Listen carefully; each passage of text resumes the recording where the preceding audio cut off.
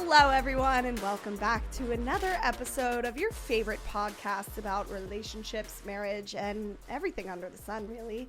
Honey, we're home. Don't take our advice. We're not liable. Right. No, we're not. We're really not scientists. No. Also, I'm not even 30, so what the fuck do I know? Okay, look at you just throwing age in my No, face I'm not. like that. You know what that does to me. You know. No, I know what it does to you because John does it to me, and it upsets me deeply. You're like that TikTok sound, the one you want me to do a video? Yeah, of me and John, where it's like, these are yours, Kendall. Yeah. I asked John again last night if he would do it with me, and he's like, yes, I'll do it with you. Because he has been calling me 30 since, like, we started dating. I mean, because he's he's younger than me. You're 30, so. Right, but that's rude. 30. And if I round down, I'm basically 25. Exactly. Round down, always. So we're feeling good today. It feels like a Friday every day now because I have no job. No, it really this morning I was like, why are so many people getting on the bus? I took the bus here. And I was like, why are so many? Because they're it's going they to were work. commuting to work like normal citizens. So yesterday, Nicole and I were doing her calendars, and you are starting to see it though, because she wanted to erase all of the holidays, like all the national holidays from her Apple calendar.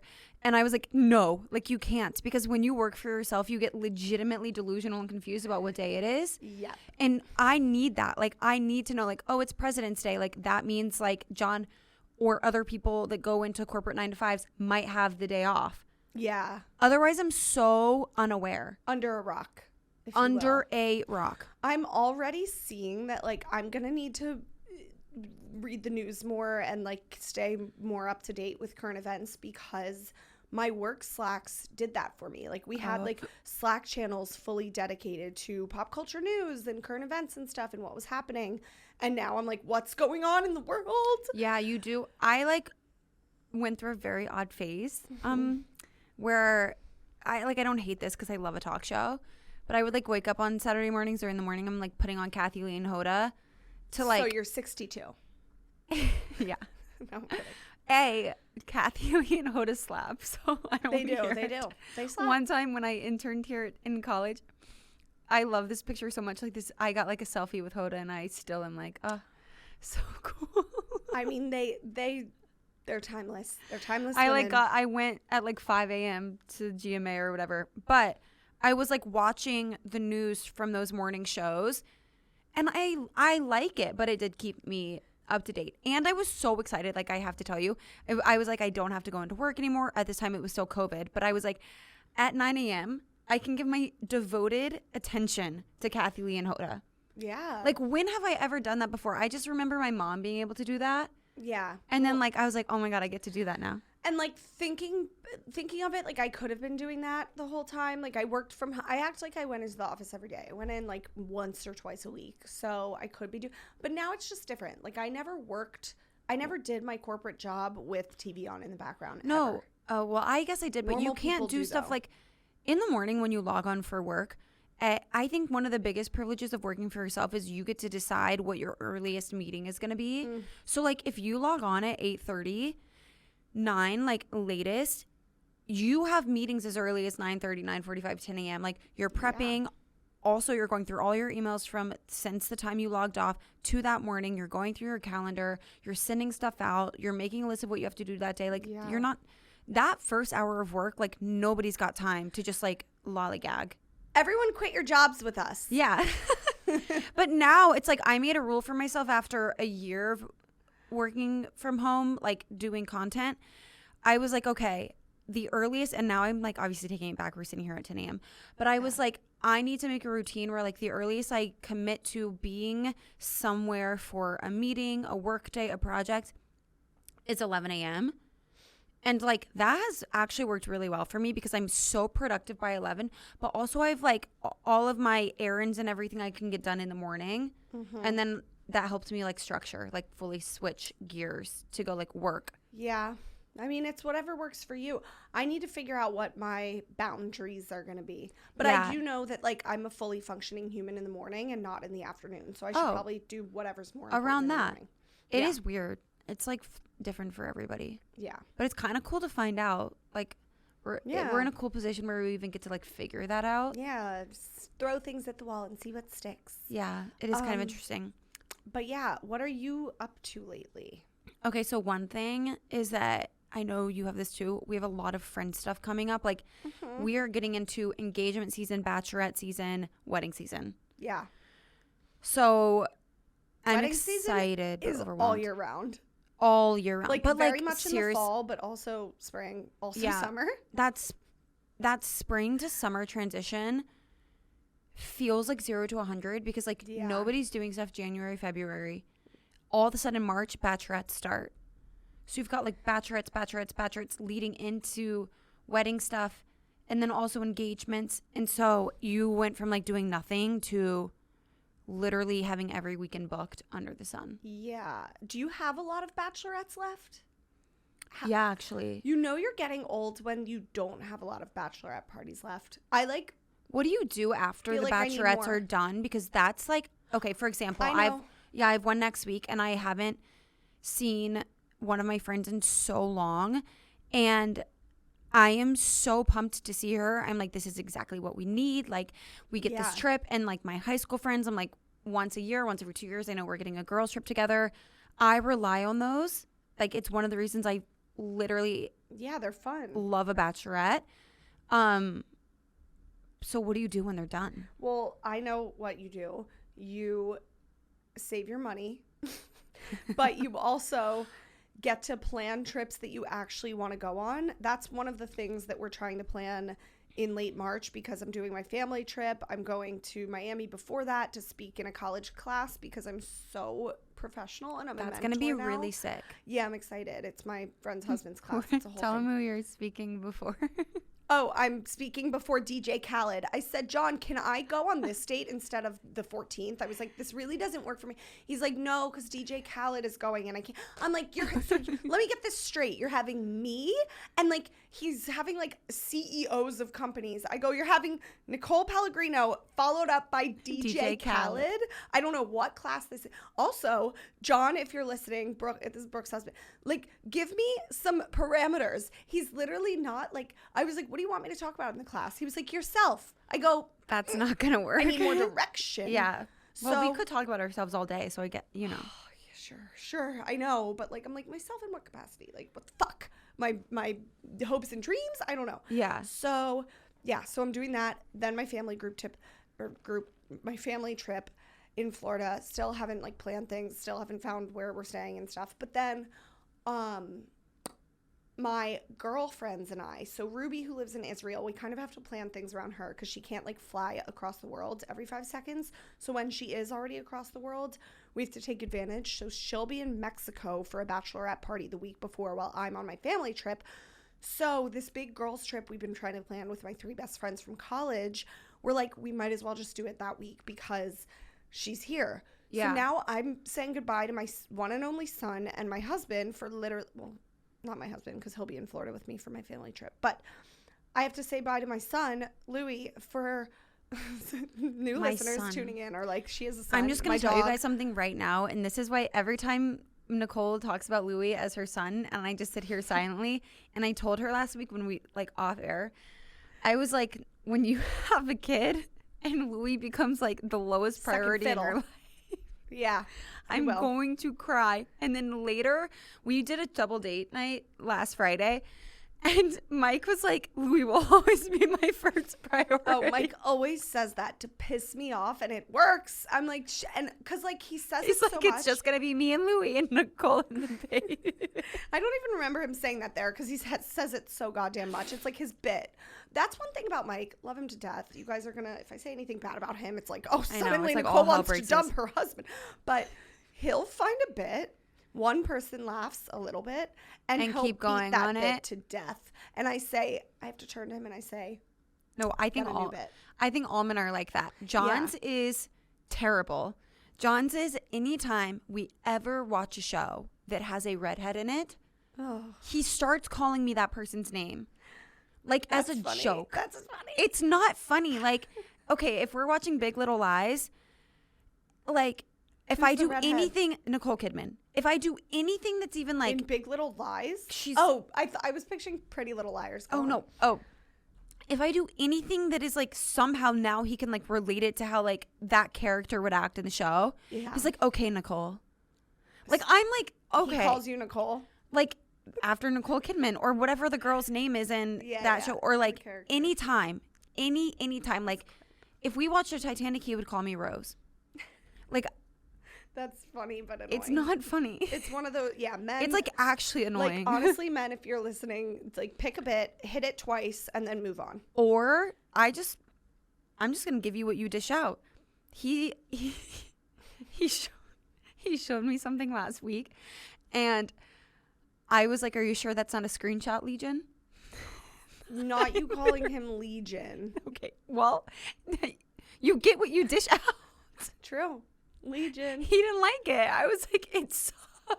You get to be Nicole Kidman, and he's Legion. Or he actually thought that was like hilarious, and it was funny. But like the point is like, yeah, you dished it out. you Gotta dished hand it back. out. No, but today's Louis' birthday. Oh, happy birthday, Louis! I got a picture of him this morning. He looked kind of sad. Caroline literally goes, "Why does he look sad?" I'm like, okay, first of all, fuck off. No, he looks sad, and there was a pub cup in front of him, and he looks like he's gonna cry. Well, because he knew I was leaving. Because now, no, I do this thing. I saw it on TikTok. Was it not because it was like wet outside? And it was wet outside. And when he's waiting for his pup cup, his ears go down. So that's why. But dog moms out there listening, I saw this thing on TikTok that I do now that apparently is it's a tip that helps the dogs like be happier when you're not with them. So when you have to leave them alone for a couple hours at home, you explain to them exactly where you're going, for how long, and with who. Like get really specific.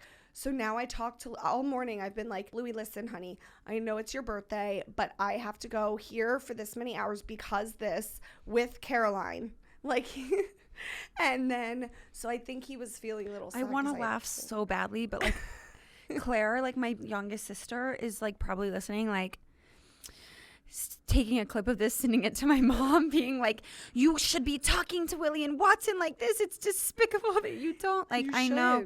Yeah, I know that like I get it. You guys are really passionate. You know, Caroline will be like, I don't get it. I am a dog person. I have always grown up with more than one dog.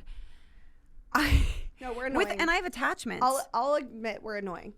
Like, not even cute anymore. Just it annoying. is annoying, but it's fine. No, it's it's cute. It's a cute. It's cute annoying.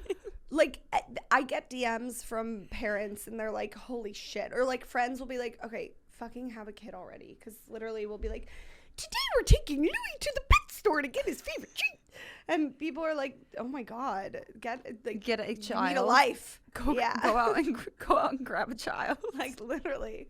So anyways, that's pick up a kid on your way home. I am gonna bake him a cake. Yeah, that's cute. Okay, so things are picking up. We've got Louis' birthday. We've got busy. Everybody's been wondering how busy we are. We've got probably really broke wallets because we have all these wedding events coming. So broke. No one talks about how when you quit your job, how broke you become. No, it's very true. I still go through this all the time, and I know people are going to be like, this is so dumb, but like it is actually true, and nobody really like talks about that side of it because it's not fun. No. But like when, I guess we can probably get into it when we do our finance episode, but like long story short, like it's not fun. It's not pleasant. It's worth it. Yeah. Like I would never go back to my job, but like did I have far more financial stability? 100%. Like like I had way more financial stability at that time, and I had way more financial comfort at that time. Right. But I, in the word of recent days, not you quoting her. No, instead of trading financial security for a mental fuck job, I switched it back. That really does apply. It really does apply. I actually said you can keep your financial security, and I'll reverse my mental F job and mental health is everything, and you're really good at it. But I'm good at it because I have terrible mental health. Well, like I fully have to be. You guys, I actually have to be good at it because when I was younger, this applies to our episode today too, which is about just like feeling good about yourself. I had so much anxiety and depression, and I would go on all these medications. You were on medications as a as a high schooler, college student. What and medications? Like just literally at one point I was on, this is so weirdly vulnerable, but I guess I don't care. whatever. I was on clonazepam at one point, which is like a bipolar medication, and I didn't have bipolar disorder. Oh, that can fuck you up. It really, like, there's a whole 6-month period of my life that I think that I was like fully watching from above, like detached from. I don't How have old memories. were you? 18. I don't have memories. I don't have, like, I wasn't there. Who diagnosed you? This psychiatrist, because I was on these antidepressants. I actually recently talked about this with John. I was on antidepressants, anti-anxiety medication, and birth control. I have endometriosis, but they hadn't diagnosed it yet, and like PCOS stuff. They weren't considering and I said this once, or I said this to my sister recently, that we don't know the amount of anxiety in women that is actually caused by a root that's hormonal. So they never took me off of birth control, which now I know, like, I cannot take oral birth control. Like, it spirals my anxiety and depression. Yeah. They never took me off of it. They just kept switching it, which A, messed with me. Every 3 months I was on a new birth control. Yeah. B, the anxiety medication made the depression worse, and the depression medication made the anxiety worse. Yeah. So then they put me on a bipolar medication. And then I gained 30 pounds. I don't remember anything for 6 months. And oh my God. it was terrible. It's and just a lot. Like, I'm a believer in like medicating when needed, but that's Me too. a lot to put an 18-year-old on 3 different hardcore things. My mom was so upset about it. But I and none of my doctors were talking to each other. And so anyways, I think that you should definitely be medicated if you need it. I know the brink of when I need to be like medicated, but I will now do everything in my power not to be. Yeah. Like, yeah. I will try. That's why I will literally try anything. That's like the why behind like Sound why bath. I'm like, sign me up for sound bath, breath work, any of that, because I want to feel good. Yeah. But I just like, I'm kind of traumatized from being medicated. Yeah. I mean, that's crazy. Yeah, it's kind of wild. I can't relate because I've never been medicated for the Yeah. hardcore shit. I do have beta blockers because if I do like a big public speaking thing or something, I'll pop one of those. Do every those once help? in a while. Yeah, because for me, I love how if you Google, this is so narcissistic of me to say because I've done this. If you Google like Nicole Pellegrino, the famous birthdays thing description comes up. You know that famous birthdays website, Mm-hmm. and it's like I'm like number 50,000 of Nicole Pellegrino because I'm like Z-list, but. In the description, I guess it pulls from the internet, and at one point in life, I said I have a fear of public speaking, but it's not even that bad. Like, I'm a good public speaker. I do it when I can. Often. But I just get nervous. Like, my heart races yeah. so much. Yeah. And I was about to speak on this panel, lead this panel last year or whatever, like a corporate thing, and my friend was like, get beta blockers, like go to the... because it literally just calms your heart rate. And that is what you also, you can take 2 Advil. I had a friend's mom tell me that Really? once. No, I'm not a doctor. Like I said in the beginning of this episode, do not take my advice. I'm not liable, but like that's something I do. no, honestly, Like I'll pop 2 Advil because I it just knew that. it thins your blood, so it like Yeah. decreases your The flow. your heart rate. That's smart. I mean, that's... But beta blockers are probably other the better than way to that- go. Other than that, I've never been... And they work for me. Like, it doesn't make me, like, tired or any weird side effects. It just, Love like, that. calms the heart rate. You pop 130... I haven't in forever, but yeah, so I can't relate. But thank you for sharing that with us, that you've been on, like, 7 different... Not Yeah. me over-exaggerating. It was saying so 7. long ago. But when I quit my ADD medicine, that I did it cold turkey too. I need that, but I won't. And now I won't go back on it, even though I really need it. We all need a little bit of something, honestly. But I just kind of purged. I was like, not doing it. Yeah, no. But I did love my Vyvanse. I really did. I mean, I've taken Adderall. If It we're made getting me real. just, like, all my grades got better. Like, I Yeah. was so... Remember things. Yeah, I was less creative. It makes boring work fun. Yeah, no, I was way less creative. But, like, I Yeah. was such a functioning person that I was like, I'm not weird. I'm like all of you guys. Like, I can work in society. I can. I It, can like, operate. if you didn't take Adderall in college, like, honestly, you're a genius because everyone did. Had to be. It, like, when you needed a library day, just powering through. I mean, it was like, I don't know if it was just my school. There was, like, very big there, but we all just, like, shared Adderall. Like, I was never once prescribed, but took it all the time. Oh. Can I say that? No, like, yeah. I mean, I never people know tried to what's buy it legal for and me. what's not to People say. tried to buy it for me all the time, and I just wouldn't sell it to them. Yeah. Because I don't know. Like, because I'm a Virgo, I think. And I was like, go get your own. Like, get Smart. No, I really was like a stickler. I was like, get prescribed it if you need it. Yeah. But See, I was out here the on the moocher. top. I was out here on the like the highest level of prescription because I was like building up immunity to it. Not good. But I'm extreme. If I'm ever out with you and I start looking at my phone 24/7, it's because I'm ADD. It's not because I am not engaged in our conversation. Yeah, we're all ADD though. Like Yeah, life very. is just so distracting. Everyone's ADD. On that note, let's Yes. get into some of the listener questions and stuff that they've sent in to us. Because Yes. this whole episode is about embracing our inner selves and our inner ADD and just Yeah. like being confident and having more self-esteem. We're going to relate it to relationships and marriage like we do with everything, but it's such a big change in life when you get married and you It get is. into, it's easy with big periods of change to just like kind of lose yourself. And as we age, obviously like society berates you down, so it's easy to lose confidence. I hear all the time, as you're getting into your 30s, that's when you're your best self, your most confident self, which like, yes, I get why people say that, and it is true to some extent, but it's also hard to. I think it's really difficult. I think that this topic actually came about because Nicole and I have been weirdly struggling with our looks and like self-esteem generally lately. Like we keep bouncing off of each other, being like not feeling great about ourselves. I think some of the things that we do definitely want to talk about is like why you feel why do we feel less sexy once we get married? We want to go into the slump of that late 20s, early 30s, the body change, everything, trying to like adapt to your body changing and like why it's difficult, even though everybody's saying like love your body. It doesn't make it less difficult. And I also think like the style evolution is a huge thing. Not knowing how to evolve your style, feeling like you are supposed to evolve your style, feeling out of place, not knowing like where your style identity really lies during that time, only fuels the fire.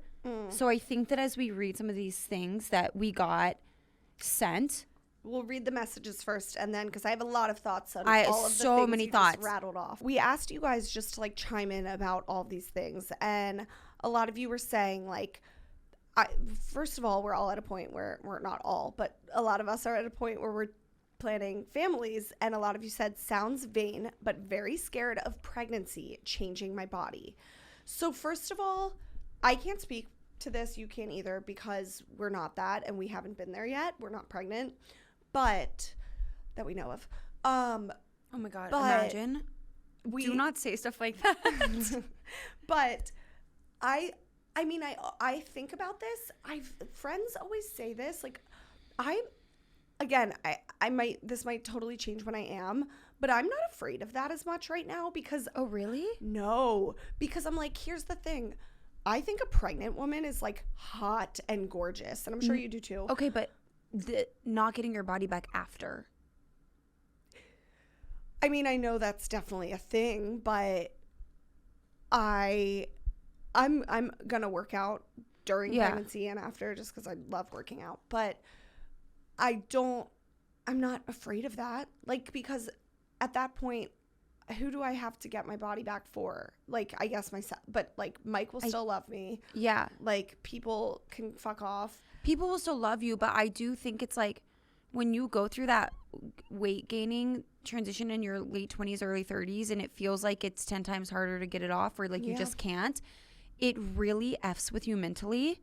And so I think the thought of that happening again with pregnancy is like, I think it's not about who loves you. It's about the fact that you just don't feel like yourself. Yeah. And then you can't wear the clothes that you used to wear. You spent so much time learning to love your body.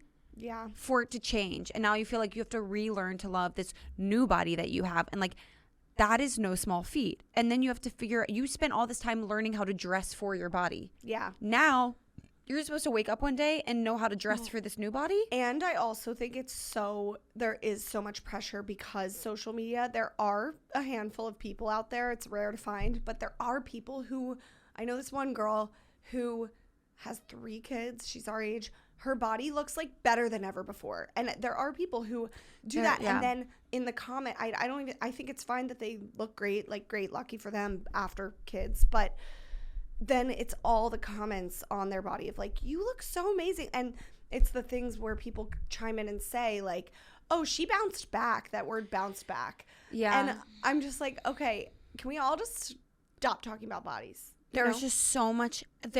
I think this about a lot of things, but like there's so much to deal with internally behind the closed walls of like you, yourself, and I. Yeah. That like just because we stop the commenting on social media or like the outward comments on the bounce back or the bodies, like doesn't mean that it erases all of the body issues that person is already having. It's like those issues are already so great living on their own in that person's head that it's like that's why it makes it so wrong to comment on it. Yeah. Because you don't know how much that person is already struggling with or has worked so hard to be at peace with wherever they're at. Like we have no business adding on to that or disturbing that peace. Like no business at all. Yeah. It's just a weird time. And that kind of gets into one of the other points that you mentioned / we've talked about is like just your body changing. Like aside from having a baby, but just your body changing as you get older. Yeah. Like you said, once you hit 30, I feel like people say this and it is true. Like it is harder to keep weight off if you want to keep weight off. Like your body just changes. Your boobs start sagging. No, that's like a thing. True. It's just the loss of fat above the breast. Yeah. I see like my boobs in college. It's like a weird shape now. So perky. Yeah. Like I've always had perky boobs and now they kind of like are like dying down a little bit. I prided myself on perky tits. Like my friends would all be like, oh my God, we want your perky boobs. Yes. And they would compliment me and I'd be like, yes, perky titties. But now like they're lower.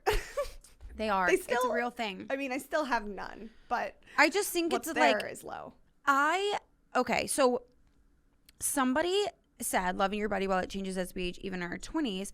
But somebody also said I'm trying to balance body acceptance while also wanting to lose a few pounds. And I feel like that's the sweet spot because I do feel like we live in this world where you're either like all health and wellness and you're all about, even though you're like saying it's about feeling good and da-da-da, it's like, okay, but a symptom of that being your whole focus is that you do look good and you're in your best shape. Or you're fully like body acceptance, like never speak negatively about your body, like love where you are. Mm-hmm. Where is the middle ground that's like, okay, especially because one person also said a lot of us have like previous eating disorders. Where is the middle ground of being like, I am allowed to say, I would feel more comfortable if I lost 5 pounds and that's something that I'm trying to do. And I don't want to feel like I'm not allowed to say that.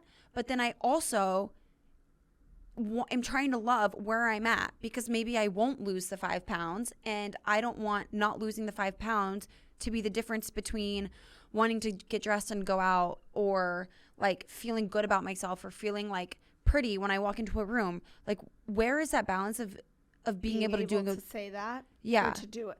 Well, yeah, I think that's how most people feel. And there's nothing wrong with wanting to lose weight. Or wanting to lose 5 pounds, wanting to lose 20. Like, and I think we need to normalize that because, like you said, it's either like, I mean, that gets condemned too. It's like when people say they want to lose weight, it's like, no, why? You should embrace. You're perfect. And be but beautiful. then there are people that are always like, yeah, I'm bigger than I was last year, or no, I'm just not like in bathing suit shape right now, or I just like all of these things that people will say to talk negatively about their body, even if they're in fantastic shape, but it's because they've become so accustomed to never being at their goal or like never being good enough for their own standards of like their body or like the societal standard that even if they did lose the 5 pounds, like that's where the disorders start to come back into play because it's even if they did lose the 5 pounds, like they wouldn't even acknowledge that they did, or it would need to be another 5 pounds, or like they would still call themselves ugly. And then that's when you literally just want to hug somebody or cry for them, or I do it to myself too. Well, it's because calling yourself ugly kind of has become this thing for women to like relate to each other. I mean, it's like the Mean Girls scene. It's like, oh, my pores are so big. And it's like not being able to accept a compliment. Like when somebody compliments you, we've just been conditioned over time to be like, Oh, thanks, but like my hair's been so weird because of this weather. It's just a default mechanism that we all do. And fact of the matter is, as you get older, your body does change. Your body shows signs of aging. And then there's Botox and filler and everything to prevent that, which we do. And so it is so back and forth. Like we all take part in anti-aging things. So it's hard to embrace it while also taking part in things to slow it down. But I think I also like hot take, not to sound like conceited. I think I've gotten hotter over the years. I think that I do consistently glow up, but I do have like some things haven't. But I think starting to acknowledge that does actually help because, like, for example, I can say, oh, I've gained weight. And I don't want someone to say like, oh my God, no, you haven't. Like, no, that's just a fact. Right. And it's a fact that I don't love, you know, and it doesn't make me very comfortable that that's happened.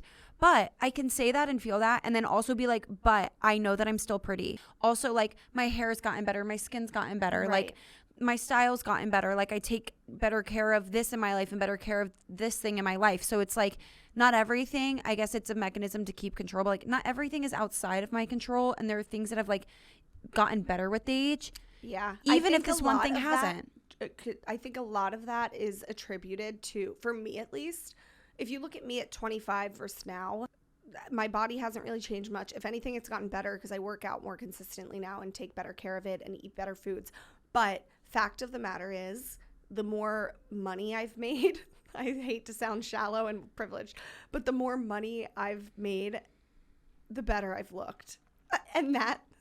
And this is just about looks. Like, we're gonna get into the inner stuff too, but I get to take better care of my body in terms of like getting my hair done more often, which is so expensive, and I think that's one thing to look forward to. Typically, as you age, you make more money. Yeah. And if you want to put some of that into your then you can. Looks, why not? You absolutely can. I'm just being honest. Call me crazy, call me shallow. I think also another submission we got, and we can kind of get into the discussion of this, is the need to always buy that one or two more things, or like do that one more skincare step, or have that other dress, and then your wardrobe is perfect, or your skincare routine is perfect, or that'll make you prettier, and then like the next two things make you prettier, like always reaching for more. And then the notion that I do think that we probably should talk about more, because this is just a fact of life. As we start family planning and people go off of birth control, they're faced with a slur of body changes, acne, hormones, weight gain, hormones, mood, that they literally cannot control. And it is really, really difficult to come to terms with those things and then be met with like people saying like, don't say that about yourself. Don't say that about yourself. Yeah, it's like, because it really invalidates an actually stressful and hard experience that messes with your identity. Well, also, men don't have to deal with any of that. They don't. And I know that there are some people, and I get it, like your identity is not based on how you look. And that's not what I'm saying. It's not what I'm saying at all. You can be totally confident in who you are as a person. Yeah. But it doesn't mean that it is not a struggle to re-love yourself when the body that you've known for 30 years, or the face that you've known for 30 years, starts to transform. Yeah. Like that. Those two things are not mutually exclusive. You're allowed to know that your self-worth comes internally, and then also feel like you're going through a hard time when you're having to put a good chunk of your effort into relearning to love yourself. It takes it out of you. I do think you made a point, like it is okay to verbalize it and talk about it, but I will say, like, keep in mind the things you verbalize and talk about and voice out loud become your reality. So like, keep it at a minimum. Like, don't always talk about how you're not happy with your body changing and stuff, because then that will become your reality. Or just don't talk crap about yourself. Like, you can say what's happening, but don't. I have to be careful not to catapult that into like, I'm ugly. I did see something on TikTok that is really cool. Some girl was like, I have a hot take. I think like being conventionally, quote, ugly will be very in trend in a couple years. Like, you know how trends are.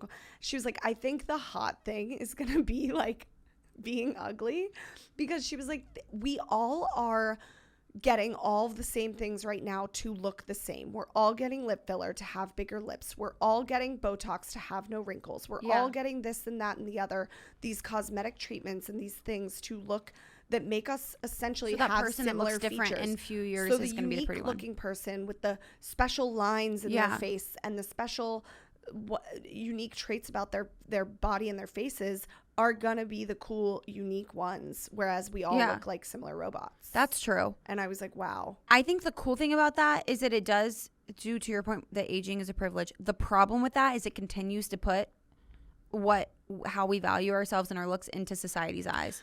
I say like that just can't keep working. I say aging is a privilege, and we've all lost people by now, but as somebody who's lost people that have been way too young to die, you know, like people in high school, friends like that and stuff, and also my mom, that's when I mean aging is a privilege, because when you go through big losses, you really are like, oh my God, nothing matters. Like nothing fucking matters at the end of the day. Like, so when and like my mom, who didn't even get to tap into her retirement account, like that's something where I'm like, oh, aging and being able to get to the point of using your retirement is such a privilege. I know I joked in the beginning of this episode, like, you're throwing my age in your face, but I really am so lucky to make it to 31. Yeah. You know? Yeah. And like, I've lost people close to me in high school that didn't even get to make it to 22. Like, yeah, same. It's like a hard, yeah. So that's the aging is a privilege, but like, is it hard? Yeah, it's still fucking hard. Everything's hard. It is still hard.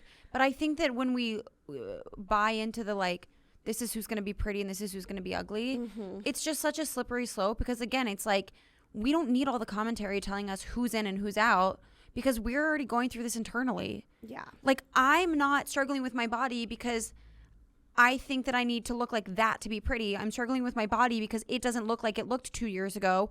And that stresses me out. When I go pull things from my wardrobe and they don't fit, or I go to style an outfit I've worn 6 times and it doesn't look good anymore. Yeah. That is a struggle I'm having in my own home. Speaking of the styling thing, one of the things somebody wrote down was that you get told as you age, you hear people say that you're too old for that. Yeah, like, oh, I'm too old to wear that, or like, oh, you're too old to be wearing that.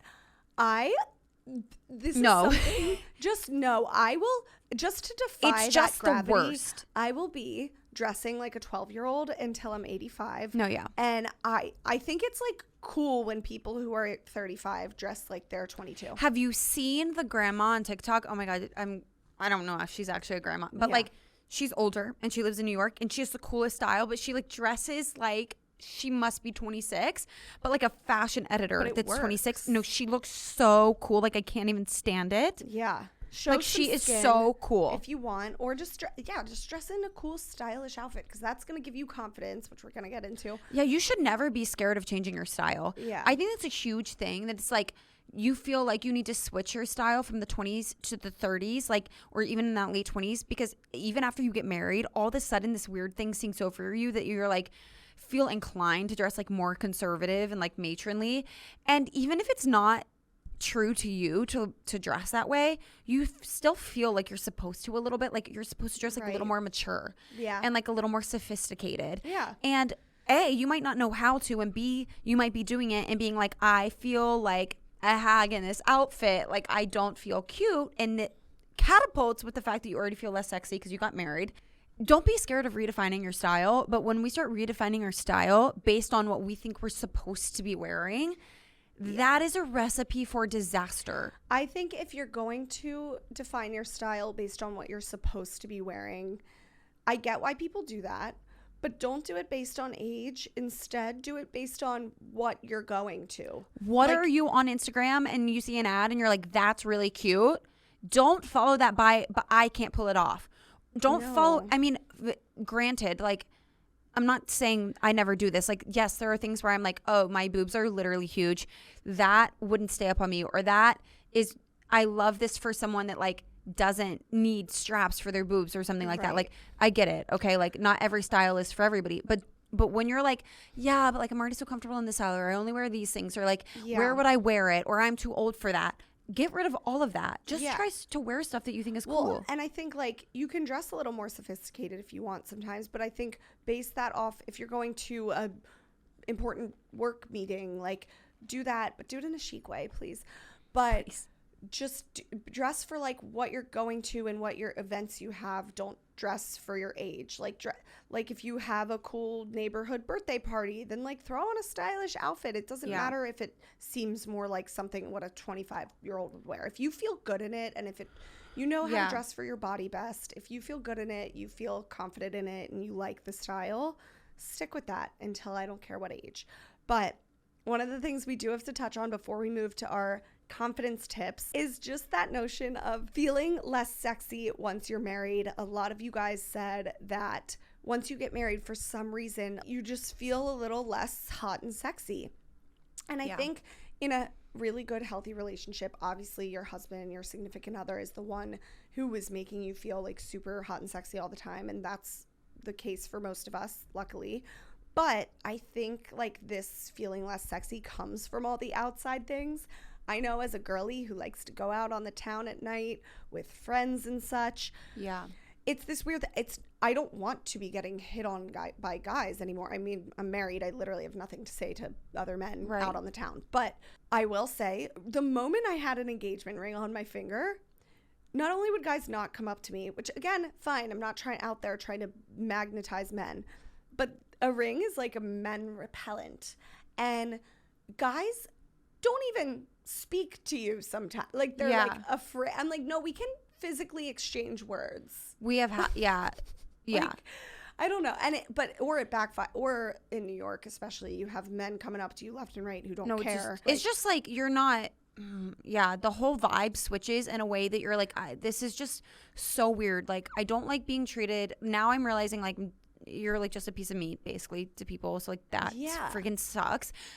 So if you still go out with all of your girlfriends, I was realizing this, Nikki, Mike, John, and I went to dinner on Friday night, and then we low-key went to a club, and we had like a great like married people, like you can still do fun stuff. Like being married is fun. Like you can go out with just your significant other like it was so easy, it was so fun. There was no drama, there was no stress. Like we all went out dancing. Like there's no reason you can't do that anymore. But there was a group of girls at a table behind us, and I was having a moment where I was like, I don't feel sexy right now, even though I'm literally at like a club dancing. And I was like, is it my outfit? Like, is that why? Like, I'm just not dressed to, like, be at a club? Is it because, like, I don't... we weren't dressed We weren't dressed to be at a club. But then I was like, what would I really have worn, you know? Yeah. And I was like, probably not anything, like, much sexier. Like, and I was looking at these girls, and I was like, do you know what it is? It's that they're all, like, dancing with their girlfriends, and there is this, like, very, like, attractive, sexy, youthful vibe about being out with your girlfriends with your hair down, and you're just like dancing and you're having a good time, and like they could all have boyfriends, but you feel young, sexy, hot. Yeah. And then I started to remember, even in times when I was engaged and I was going out with my girlfriends, I am like the mom of the group. I am now the most mature person. I am now the most responsible person. I am now the one that is like older. Like you just feel older all of a sudden, even if you're the exact same age or younger than other people. And when you take away that, like, that we associate being young with being hot. Yeah. So I think when we feel like we're in this next stage of life from people, it almost equates to being older than people. And then I just feel less hot. Yeah. Like I feel less hot. I feel older than you. You might be older than me, but I feel older than you. And like, I feel less hot. We need to make like being the mom of the group sexy. I think it is. My Snapchat name, guys, it still is this, but I don't have Snapchat, is Mama Carol from high school. I think it's it is terrible. Like the one. I'm always the one with the bag. I posted a video about this. Yeah. I'm always the one with a bag that's holding people's stuff. Yeah. And like, I think it's cool. It's hot. Like what she got in that bag. I don't know. But I also think, okay, so yeah, I think another reason like we feel less sexy once we're married, or some people do. I personally like honestly feel more sexy, but whatever. Because technically a typical sexy woman is somebody who's like just very like badass, confident in her career, a boss lady, you know, slaying the game with. And when you get married, a lot of times Yeah. You're expected to become this man's property and kind of like submit to him. Like your life is over. His job. And yeah. And so I think that just like you are not the main attraction anymore. Yeah. And I think that contributes. So I just want all of us to like defy that by being like, yes, you can still support your man and you can still help him thrive in his career, but also like thrive in whatever you're doing as well, because that'll help you feel more. That's where I don't feel bad about it being about like body at all. Mm-hmm. Because even though like I struggle with this where I like fail to set a precedent. Like, yes, the precedent is your self-worth is not defined by your body. Correct. I have to pee so go bad before we get. I can't. Let me just tell you, that is one thing I was just thinking about while I was taking a tinkle. Is it you pee all the time? At age 31, you pee all the time, like, and then society you pee like tells 3 times an hour. Yeah. Oh, I pee every 15 minutes. Society tells you chug water constantly to make your skin glow, to make yourself look good. Well, guess what? There's on top of my 31-year-old bladder and chugging water constantly, I just spend my life peeing in the bathroom. Yeah. Okay, so what I was saying is that I have no embarrassment being like, we need to have the conversation about body. I don't think it's superficial because it's something that when we don't talk about with each other, we're all struggling with on our own. And that makes it way worse just because we're too scared to be judged as superficial for talking about it. Like, we can have all these other conversations about the internal stuff, and that's already baseline, and we all work on that. And like, hopefully we know that that's true, that self-worth comes from there. Okay, that stuff aside. Yeah. We have these body issues. Like, you do feel sexy. I, for one, feel like because I gained weight after I got married, then went through like a style crisis, then also combined with the whole like, now I feel older and like the youthfulness. It's like this plethora, it's a trifecta of issues that now when I go out, like I don't feel hot and sexy. Like it's a thing that I have to constantly work on in myself and be like, what would make me feel sexier and prettier? Because I'm sure as hell not going to spend the next 80 years, oh my God, as if I'm going to live that long. I'm not going to spend the next 40, 50 years feeling this way. Yeah. No, I agree. I mean, it's easy to sit here and be like, just be fun and confident and that will make you sexy. But I've always said this is my biggest number one like wedding beauty tip. And when people ask, I've always said, have fun. Which is so, again, easy to say. Like, no, that's true, though. We're both conventionally, like, pretty. Like, we're skinny, pretty, privileged, whatever the fuck. But I will say, like, I think your energy and your energy makes such a difference in how you are being perceived outwardly. I think that, like, I've always said this, like, happy people, like, people wear happiness well. Yes. Like when you're happy, you look beautiful. However, if you're struggling with something that's keeping you stuck in your head and you feel like it's hard to find that peace and it's hard to feel energetic and happy because you're not feeling good about yourself, it is okay to prioritize those things while not talking negatively to yourself in order to get there. I've tried to find that recently where I'm like, I'm never going to get back to the size that I was. So let's stop putting that expectation on myself. Yeah. Because if I continue to have that expectation, I'm never going to be happy. What is true, though, is that I can feel better. And for me, realistically speaking, like cutting out gluten was a huge thing because it was making me physically feel heavier than I was and like feel like I had less energy and feel like I couldn't move my body as much and less clear-headed. And those things were like piling on to like already feeling sluggish. And so yeah, like that was a huge the puffiness of it all. Like that was a huge thing for me. Like doing acupuncture, I like getting Botox and that's fine. Like, but those were certain things that I was like, these are things I can control and this is a baseline that I can try to, or at least find a new baseline for me. Once I find it, I need to stop pushing myself beyond that. Yeah. Beyond what my body's capable of. I can't have this unrealistic expectation that I'm not going to get back to, and then my life restarts. Then I can begin again. Like that's not going to work. That's a good point you said about like having energy. This is separate from like just good energy. I mean like literal physical awake energy. Yeah. That I think is a good way to like do anything you need to do to have that. And like beyond just chugging caffeine, which we do constantly, but because that is a good way to just like feel good. Like nobody wants to feel lethargic and sluggish. So if that means do acupuncture, if that means chug water constantly, if that, like, I think that will contribute to you feeling more beautiful. It will. Yourself. But on that note, let's talk about our confidence tips part, because I really think like at the end of the day, it really is what's on the inside.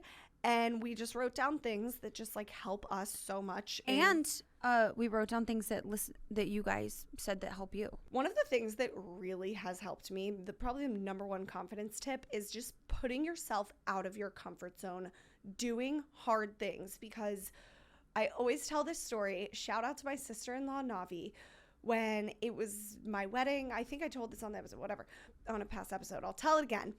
It was my wedding.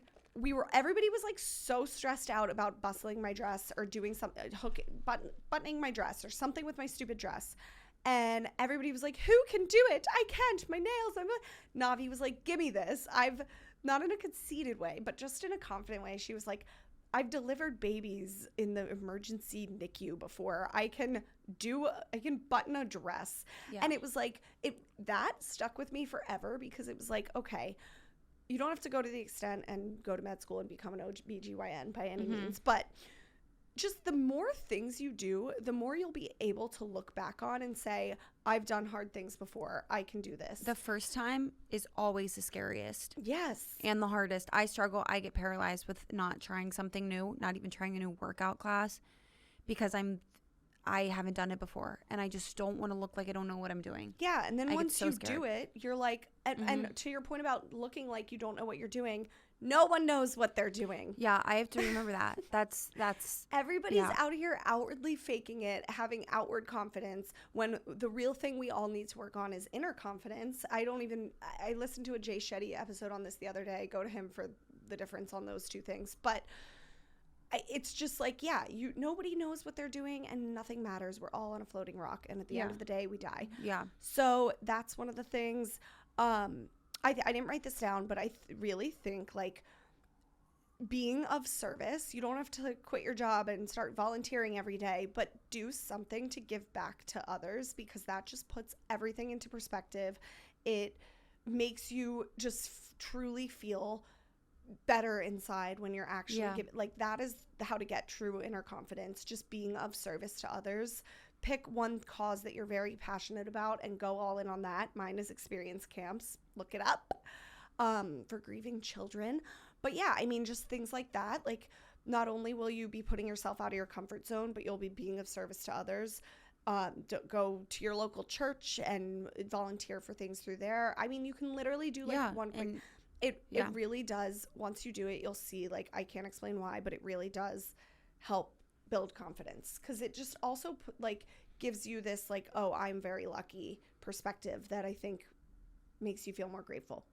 And then, I wrote just like become a well-rounded person. Like, I think it's so easy coming from the girl who makes her whole entire job her identity. It's so easy to do that. Like, just to work, sleep, talk to friends, that's all. Like, and so then when like you get in a room with new people and you want to talk to people, it gives you, the more you discover about yourself in terms of your interests and hobbies, and you actually find the inner confidence to try those things, the more purpose you feel like you have. Yeah. Like, you feel more fulfilled.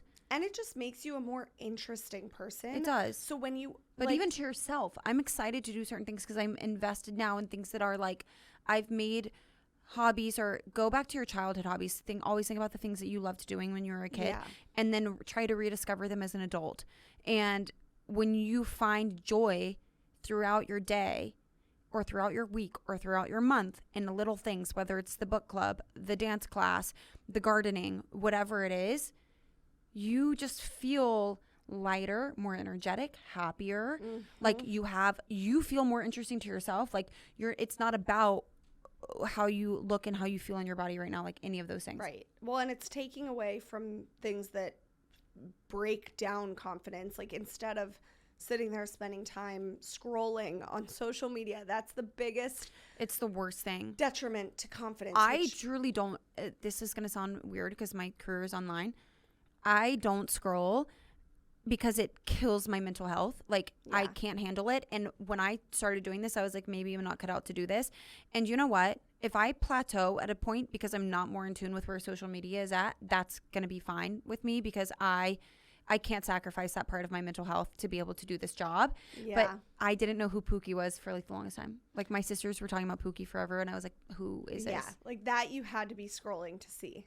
Well, not even, because then it made like news headlines. After that, yeah, like at that point I know. I mean, I still want to be online and social, but I gotta set boundaries with it, because there will be hours that go by where, and then I start like screaming at Mike because we don't travel enough. But on that note, another thing is, I do think You did say travel, right? I think travel, obviously a very privileged point of view to have, but the reason I love traveling so much is because of putting yourself in other cultures, seeing how other people live, yes, makes you a more interesting person. Like, I remember right when Mike and I moved up to New York, I started going to these like events and stuff through work and whatnot, and meeting all these people that had traveled to all these cool places, and truly feeling like left out of conversations because people would be talking about where they've gone, and I was like, oh, I've never been to Europe, like, and it made me feel like poor. It made me feel, I don't know, it just made me feel like an outsider,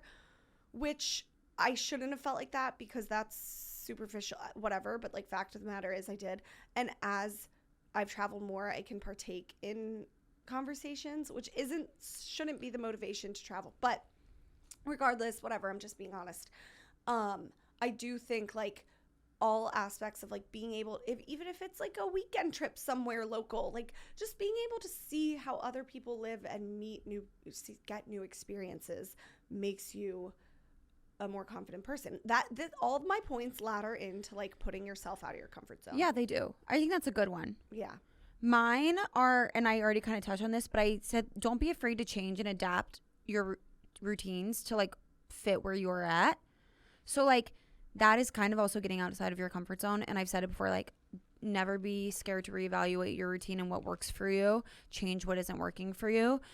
Don't have a routine right now if you need one. Have an extra hard one right now if you need one. But like, even your workouts, like, I will always remember this. Like, I used to ask my mom, like, why will you do this workout for 6 months and then, you know, switch to something else? And she was like, like, I like the way that I feel when I work out, but like, I don't have that long of an attention span. So sometimes I just need to switch what I'm doing to keep myself interested and to try new things. Love that. But as you get older, your body changes and your body might want a different type of workout right now. And that's okay. Rather than me staying in a class or me continuing to swim every day and being frustrated that it's not doing the same thing it used to do for me. And so just I'm swimming more, I'll try something else. Like, maybe my body just needs something else right now. And so like, I'm not going to make it harder on myself by refusing to try something new. I also think own what you're doing. Own it. Yeah. Like, if you never want to work, I mean, I think you should for mental health, because it's helped me Yeah. immensely. But if you're like, listen, I want to work out once a month and that I just don't enjoy it, I don't like it, I don't see any benefit from it, then you don't have to. You can lay in bed, own it. Yeah. Own it. Own it. Like, I love bed. Paige DeSorbo, for example, we love her. Yeah. She owns the fact that she loves spending bed. time in bed. And I will be really honest with you. I'll work out for like 3-4 months and then literally won't for 3-4 months. Yeah. Or like our cycles. Like, that is Apparently literally how I operate. You're not supposed to work out during your period. I know, and I don't even bleed. So like, something stressed me out. I'm like, how do I know? Like, I can't figure it out. But like, yeah, you're really not supposed to. And it's okay if you go through a slump and you're not working out. Like, you really, exactly, like, just whatever. Listen Own to what your you're body. doing. It's don't make people make you feel bad for things that you're not doing when it doesn't work for you. Yeah. My other thing is that, and I already touched on this too, is just, I think that you can be confident about where you want to be or what your goal is without being mean to yourself. Like, lovingly communicate those goals to yourself. Like, having a goal is not wrong. Beating up on yourself is wrong, because it is keeping you in your rut. It is keeping you down. Like, it's not helping lift you up. I've also heard, though, I'm going to butcher this, but basically you're supposed to set small goals for yourself or make like promises to yourself and actually keep them, because that builds trust with yourself and that builds confidence. And it's one at a time. Yeah. Mine is the weirdest. Mine, I said this before. Like when I started to put on lotion after I shower. Yeah. Like that built so much trust in myself. Yeah. I still do it. And I'm like, wow. If you're you like, really did that I'm going to wake up at 6:30 sharp tomorrow, not snooze my alarm, do my tongue scraper, and chug a glass of water, to actually hold yourself to it, because if you don't, I've heard it like mentally fucks you, because you're breaking a promise to yourself. And like that. So it's all about, life is all about setting small goals. I think it is. My other tips are, these are surface level, and I literally don't care because they work. Everything with Go get the spray tan. Oh, like a spray tan makes you feel hotter 10 out of 10 times. I'm getting a spray tan tonight. I'm so excited. I travel tomorrow. You know the pre-travel day excitement when you are like, okay, I'm going to whiten my teeth tonight. I'm going to do a face mask tonight. Like, I'm going to get my spray tan. Like, even though you have the busiest day on the planet, because you have to bake it in on top of everything else you already have to do with it, you're going to feel so hot when you wake up. You're just like pumped. But I'm getting a spray tan tonight, and I know when I wake up tomorrow, I'm going to feel so sexy. Like, I'm going to feel hot. No one talks about the spray tan coming off, though. Okay, it's terrible, but you know what? Just back them up. Like, I have to get one next week for a bachelor trip. For everyone that gets spray tans, that's been my issue. I love how they mine look don't for a peel couple off. days. Mine don't splotch off unless I'm swimming in the ocean. I'm doing something because wrong. I am not the girl that's like, I have a spray tan, I can't get in the ocean. No, like whatever I'm getting water girlies. I'll figure it out. I'm a water girl, but get the spray tan, get your eyebrows done, get the manicure. These are things I had to realize even when John and I were like really trying to save money. I'm like, there are actually small pick-me-ups that you can do that help you feel like, oh, like there's that part of me.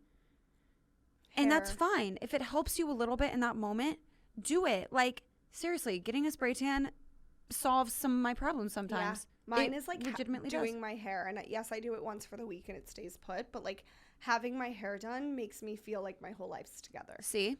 Yeah. There are just certain things where you don't feel like a mess all the time.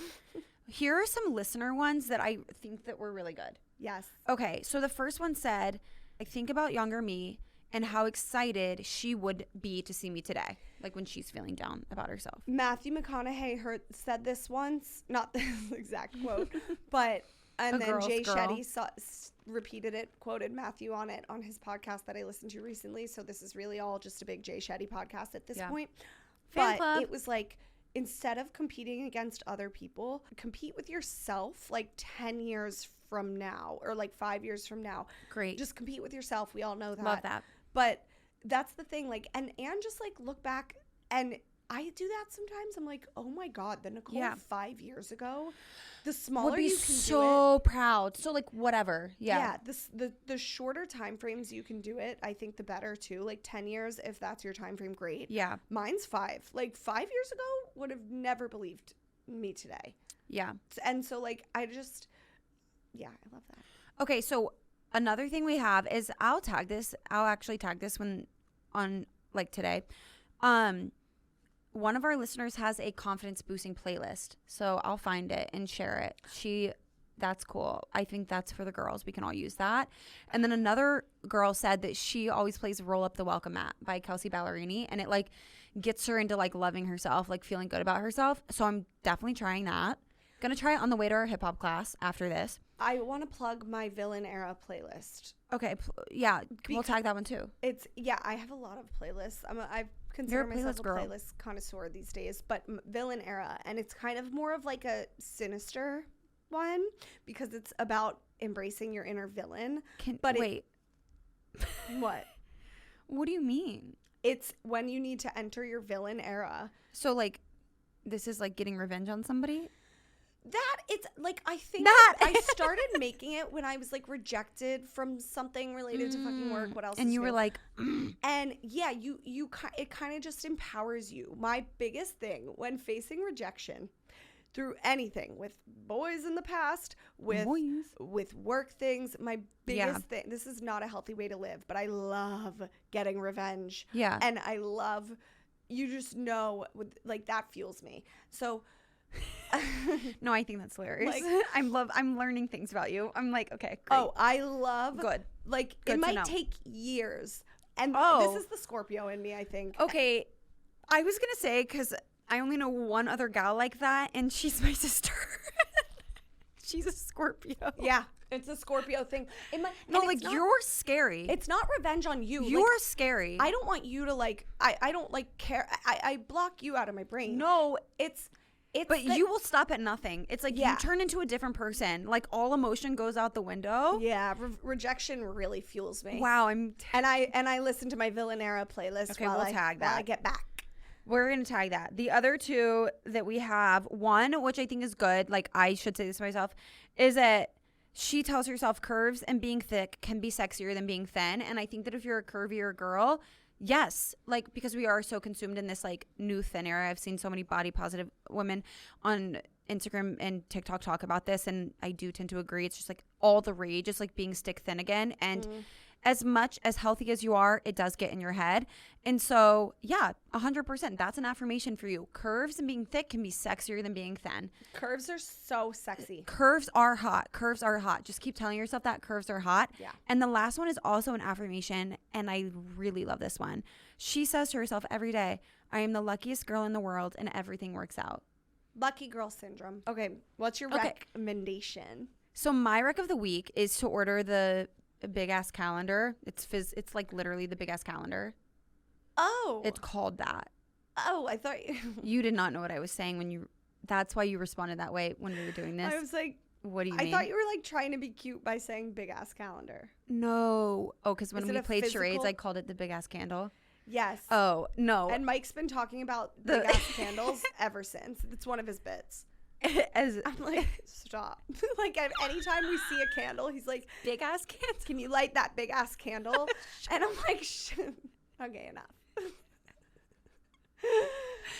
No, that's actually funny because it's something I would say, but it's physically called the big ass calendar.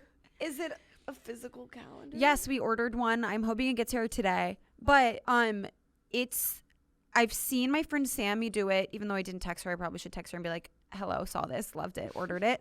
And Jenna saw it, or Jenna did it too with her husband. And it's every row is a month, and it comes with sticky notes, the perfect size of the days. And so like I get a sticky note color, you get a sticky note color, and then we get one together. So it's like my travel, your travel. We like, for me, like if I'm pink, like I have to block out bridal fashion week, like because I have to be here for that. So I know not to travel then, or like all the important dates I have. And then Mike and John do it, and then together we do all of the travel that we have to do together, and you see your whole year, like what you have planned already, but there's sticky notes. So then, like for example, we have a few trips where we're like, should we do this or not, or can we go or not? So then we can look at it and be like, okay, wait, actually that trip needs to happen over here, or actually maybe we can't do that trip, or actually, okay, I guess that does work, or we need to go see our godchildren in Nashville, so we're gonna be like, okay, like I think we should try to do it in April. And it just helps you. It sounds like a visual person's dream. Yeah. How big is it?